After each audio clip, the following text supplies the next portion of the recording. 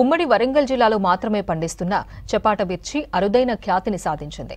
ఎర్రటి రంగుతో పాటు తక్కువగా కారం ఉండే ఈ మిరపకు జియోగ్రాఫిక్ ఇండికేషన్ ట్యాగ్ లభించింది.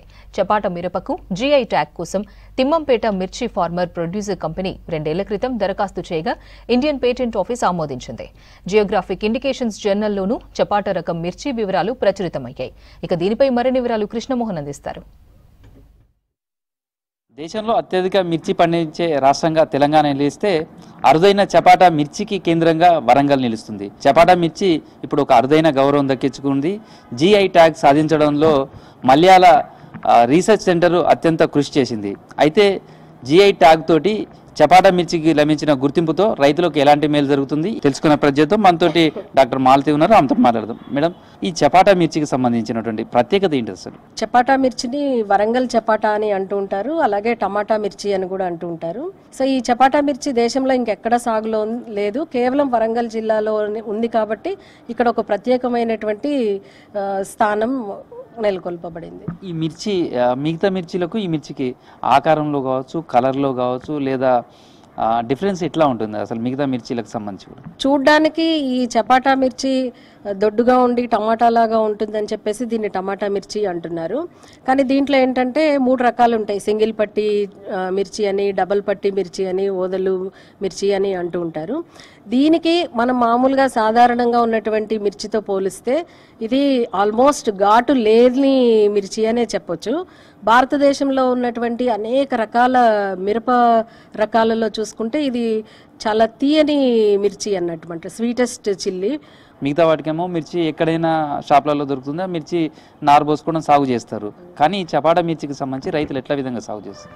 ఇవి చపాటా మిర్చి అనేవి ఓపెన్ పాలినేటెడ్ వెరైటీస్ అన్నమాట. అంటే తరతరాలుగా తాత ముత్తాతల నుంచి కూడా వాళ్ళు సాగు చేసినటువంటి పంటలోనే మొదటి కాపులో కాయలు ఏవైతే నాణ్యంగా ఉండి కొంచెం కాయ సైజ్ ఎక్కువగా ఉందో ఆ కాయలు సేకరించుకుని వాటి నుంచి విత్తనం తయారు చేసుకుని అదే విత్తనాన్ని రైతులు వాడుతూ ఉంటారనమాట. మార్కెట్లో ఏమీ కొనుక్కోరు, రైతు నుంచి రైతుకు వెళ్ళడము, లేదు అనంటే రైతు సాగు చేసినటువంటి పంటల్లోనే మేలైనటువంటి కాయల్ని సేకరించి మేలైన విత్తనం తయారు చేసుకుని మళ్ళీ నెక్స్ట్ సీజన్ అదే విత్తనాన్ని విత్తనం కింద వాడుకుంటారు.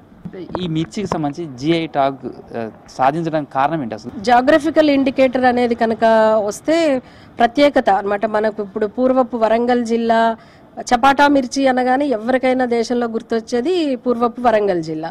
సో అలాంటి మామూలుగా మాటల్లో అంటూనే ప్రత్యేకత ఉంది అని అంటే పాలసీ పరంగా కూడా, అంటే డాక్యుమెంట్ రూపంలో కూడా ప్రత్యేకత ఉండాలి అని చెప్పేసి ఈ మన రాష్ట్రంలో ఉన్నటువంటి శ్రీ కొండా లక్ష్మణ్ బాపూజీ ఉద్యాన విశ్వవిద్యాలయం వారు దీనికి ముందడుగు వేయడం జరిగింది. అయితే ఏంటంటే మనకి దుగ్గొండి మండలంలో ఉన్నటువంటి తిమ్మంపేట రైతు ఫార్మర్ ప్రొడ్యూసర్ కంపెనీ లిమిటెడ్ వాళ్ళు ఈ ఉద్యాన విశ్వవిద్యాలయం తోడ్పాటుతోటి జాగ్రఫికల్ ఇండికేటర్ రిజిస్ట్రీ అని మన దేశంలోనే ఆఫీస్ హెడ్ క్వార్టర్స్ వచ్చి చెన్నైలో ఉంది. వాళ్ళకి 2022లో అప్లై చేయడం జరిగింది అనమాట.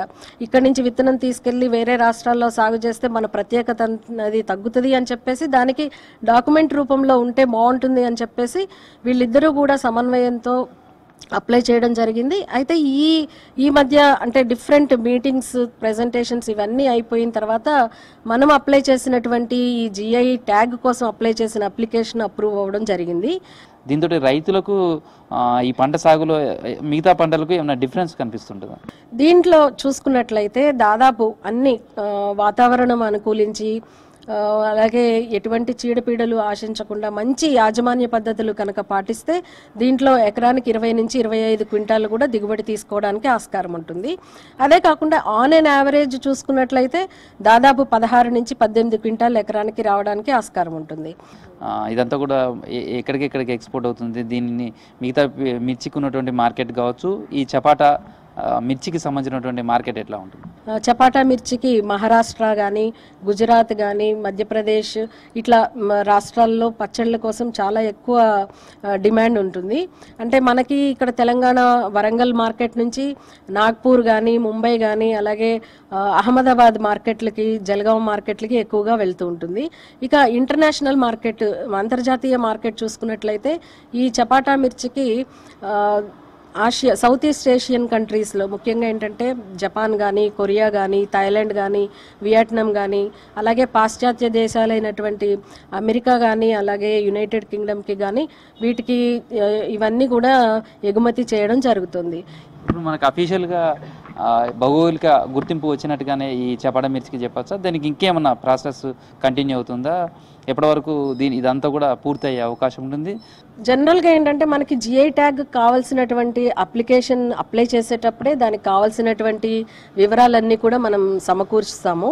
సో అదంతా అప్రూవ్ అయిన తర్వాత ఇప్పుడు జర్నల్లో పబ్లిష్ చేయడం జరిగింది.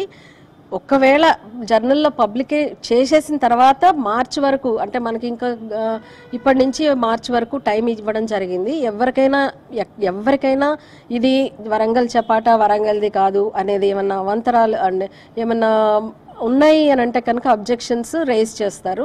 ఎటువంటి అబ్జెక్షన్స్ లేని పక్షంలో ఏంటంటే మనకి ఇది ఆల్మోస్ట్ అప్రూవ్ అయిపోయింది కాబట్టి ఏప్రిల్ నుంచి వాళ్ళు గెజిట్ విడుదల చేసేస్తారనమాట.